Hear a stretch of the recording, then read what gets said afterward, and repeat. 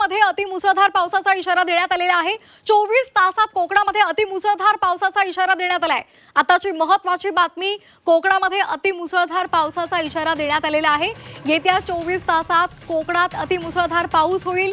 रायगडमध्ये red alert जारी करण्यात आलाय। पश्चिम महाराष्ट्र, मराठवाडा आणि विदर्भात सुद्धा पाऊस झोडपून काढणार आहे असा अंदाज हवामान विभागाने बांधलेला आहे। पुढील 24 तासांमध्ये कोकणामध्ये अतिमुसळधार पावसाचा इशारा देण्यात आलाय। तर रायगडमध्ये अतिवृष्टीची शक्यता आहे।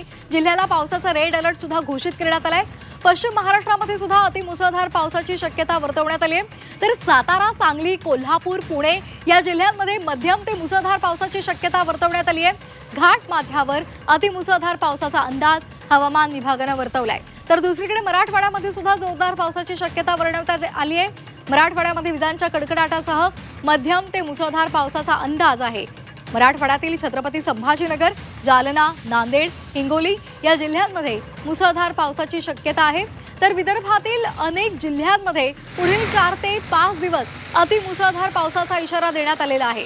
18 आणि 19 ऑगस्ट या 2 दिवशी विदर्भामध्ये अतिवृष्टी होईल अशी शक्यता हवामान विभागाने वर्तवली आहे।